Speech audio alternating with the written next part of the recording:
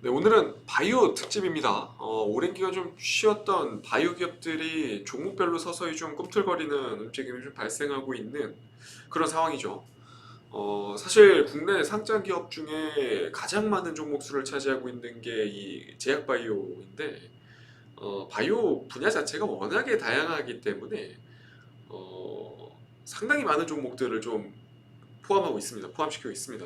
뭐 예를 들어서 미래 신약을 개발하는 테크 기업이라든지 주요 신약의 특허 기간이 좀 만료되어서 이제 제네릭 제품을 좀 만드는 시밀러 기업이라든지 요즘은 또 코로나로 인해서 위탁 생산 기업들의 명성이 또 높아지고 있는 그런 상황이고요.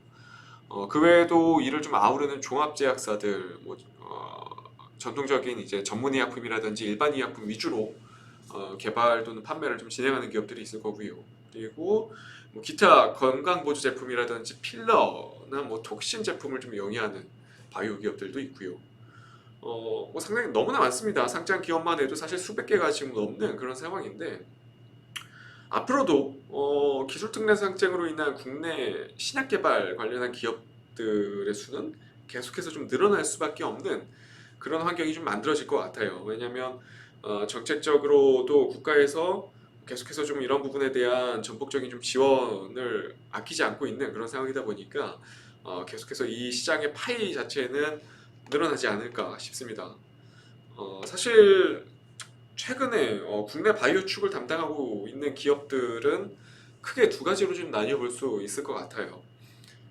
사실 시밀러 시장이 좀 커지기 전에 국내 바이오 축을 담당하고 있었던 어, 유한양이라든지 녹십자, 한미약품 같은 이제 단순 전문 의약품이나 일반 의약품을 다루는 기업들이 있을 거고, 이런 기업들 같은 경우는 사실 한정된 파이를 시장에서 좀 논아 먹는 구조였고, 이 시밀러 시장 자체가 국내에서 확대가 되면서 셀트리온의 영향력이 커졌죠. 그리고 그 후발주자들이 계속해서 좀 생겨나고 있는 상황이고, 결국 삼성그룹에서 삼성바이오로직스를 확실한 좀 미래 먹거리 산업으로 좀 보고 있는 만큼, 바이오 산업은 향후에 반도체 파이만큼은 아니더라도 그에 준하는 파이를 좀 얻어올 수 있는 잠재력을 충분히 좀 가지고 있다고 저는 봅니다.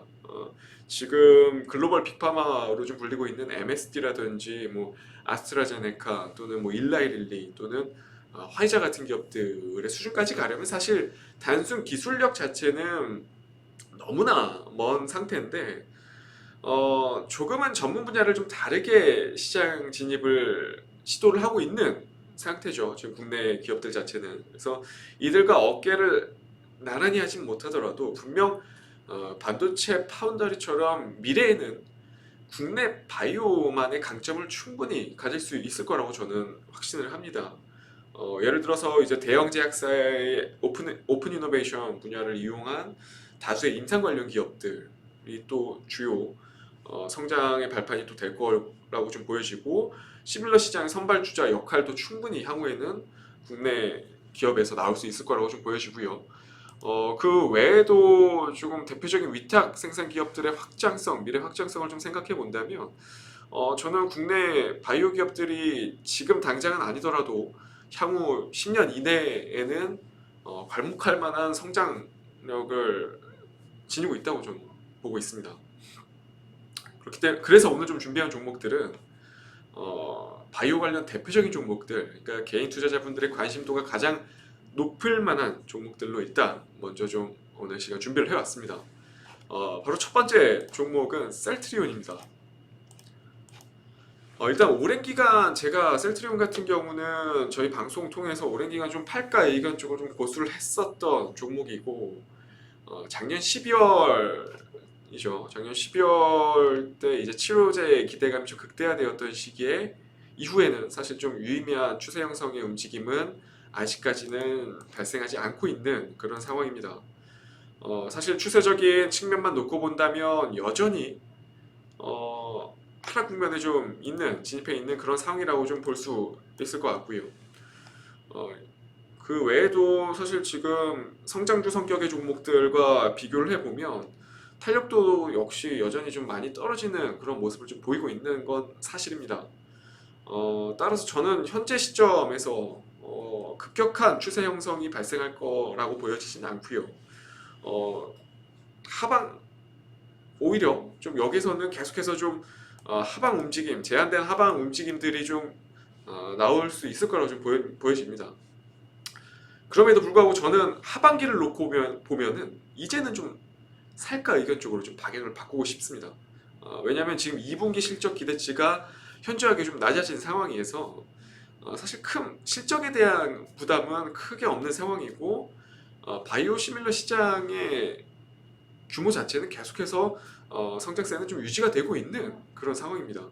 그리고 좀 가장 중요한 것이 제가 셀트리온을 지금 위치에서 좀 의견을 달리하고 싶은 가장 중요한 이유는 변이에 따른 백신 무력화가 계속적으로 좀 전 세계적으로 좀 이슈가 되고 있는 그런 현 상황에서 유일한 코로나 치료제로 좀 부각이 되고 있기 때문에 외국인들에게는 상당히 좀 매력적인 부분으로 좀 이 부분이 어필이 되지 않을까 싶습니다.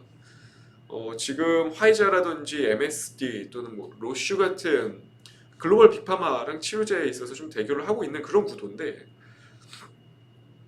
레키노나의 이 흡입형 개발에 대한 모멘텀도 향후에 좀 충분히 부각이 될 수 있는 그런 상태고 또 차세대 백신 지금 mRNA 개발에 또 나서면서 이런 진행 과정에 있을 기대감 역시 하반기에 또 충분히 주가에 좀 반영될 여지는 저는 있다고 봅니다. 그렇기 때문에 지금 뭐 기존 보유 회원분들 같은 경우도 충분히 뭐 투자자분들 같은 경우도 마음고생을 하고 있을 그럴 위치라고 저는 보여져요. 왜냐하면 지수는 계속해서 좀 우상향하고 있는데 셀트리온은 계속해서 역추세를 좀 타고 있는 상황이다 보니까 그런 부분에서 좀 마음고생이 좀 있으실 것 같은데 뭐 지금 급격한 V자 반등이라든지 급격한 U자 반등은 없을 거라고 보여집니다. 다만 저는 하반기 또는 내년 상반기까지 좀 길게 놓고 봤을 때는 방금 제가 말씀드린 이러한 재료들이 좀 시장에서 충분히 좀 어필될 수 있을 거라고 보여지고요. 그만큼 급격한 추세의 형성보다는 여유 갖고 좀 분할 매수 관점으로 좀 접근을 한다면 하반기 동안에는 그래도 나름 만족할 만한 수익률을 좀 만들어내지 않을까 싶기 때문에 저는 셀트리온 같은 경우는 지금 위치에서는 중장기 관점에서 살까 의견 쪽으로 좀 정리를 하고 넘어가도록 하겠습니다. 네, 그리고 두 번째 종목 준비해온 종목은 바로 SK바이오 사이언스입니다.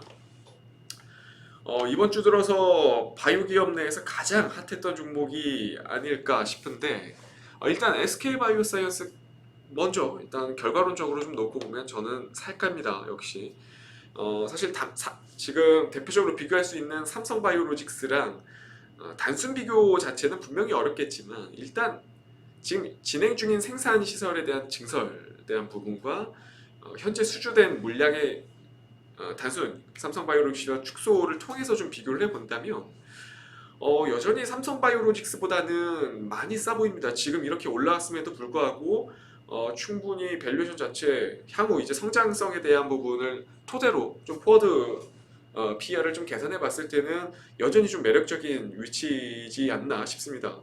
그렇기 때문에 저는 지금 위치에서 살까 의견이고 뭐 물론 신규 상장 이후에 이 특유의 물량 주고받기식의 가격권 닫힘 움직임이 충분히 발생할 수 있는 그런 상태입니다. 그렇기 때문에 지금 이렇게 시세 주요 저항권을 뚫어냈음에도 불구하고 주요 매물이 또 한번 쏟아지게 된다면 18만 원까지도 충분히 다시 또 내려올 수 있는 가능성은 열려 있습니다.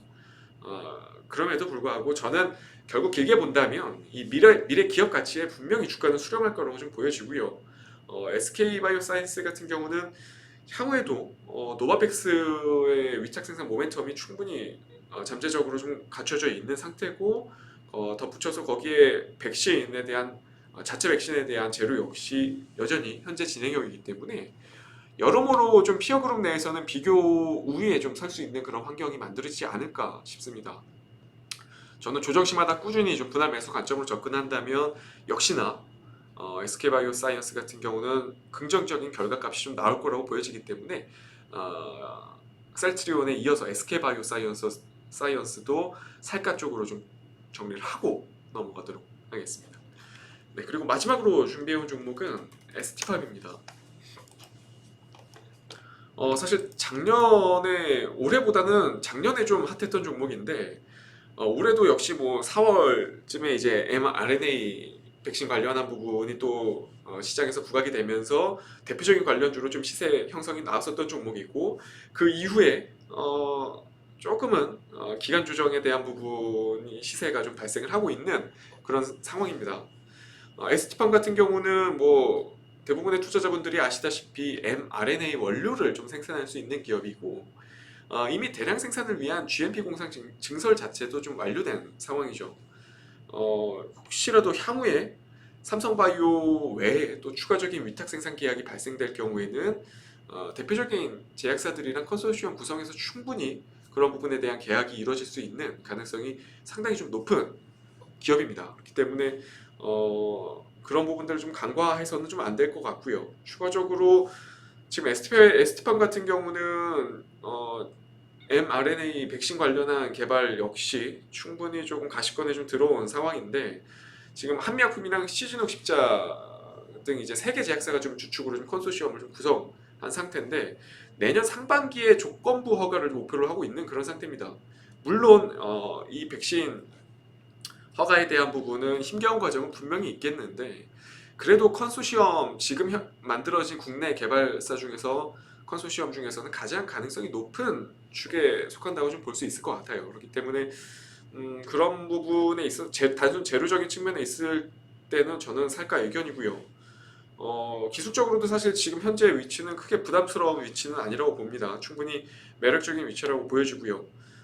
물론 이 원료의약품 CDMO 시장의 특성상 아직은 좀 개화 단계다 보니까 밸류에이션을 지금 현 시점 기준으로 좀 적용하는 거는 좀 바람직하지 좀 못하다고 보여지고요. 향후 이 글로벌 시장 규모랑 그 규모 내에서 차지하는 ST팜의 기대 파이를 좀 놓고 본다면 지금 뭐 시가총액 2조 정도는 크게 저는 가격 자체가 크게 부담스러워 보이진 않을 거라고 봅니다. 그렇기 때문에 저는 단기 트레이딩 관점에서도 충분히 살까 의견적으로 접근을 하고 싶고요. 중장기적으로 봤을 때도 저는 유망한 사업 분야를 좀 영위하고 있지 않나 싶습니다. 그렇기 때문에 조금 길게 뭐 5년, 10년 이렇게 묵혀두시는 투자자분들 역시 ST팜 같은 경우는 좀 주의 깊게 지켜볼 필요도 있을 거라고 좀 봅니다. 이렇게 좀 세 종목 모두 저는 살까 의견적으로 정리를 했고요. 제가 뭐 세 종목 다 준비해온 세 종목 다 이렇게 살까 의견을 드린 적은 정말 오랜만인데 그만큼 좀 바이오 기업들의 움직임이 심상치 않습니다. 이제 서서히 다른 섹터의 랠리에서 조금 이제 벗어나는 것 같고요. 그렇기 때문에 지금 위치에서는 좀 바이오 기업들을 눈여겨볼 필요는 좀 있을 것 같습니다. 이 외에도 제가 추가적으로 조금 지금 당장 시장에서 관심을 받고 있지는 않지만 임상 관련 기술력을 토대로 한 바이오 기업들을 좀 계속해서 좀 분석을 하고 있거든요. 그렇기 때문에 다음 시간에는 그러한 바이오테크 기업들을 가지고 좀 분석을 다시 한번 해보도록 하는 시간을 갖겠습니다. 오늘도 좀 끝까지 시청해 주셔서 감사드리고요. 저는 또 다음 시간에 찾아뵙도록 하겠습니다. 감사합니다.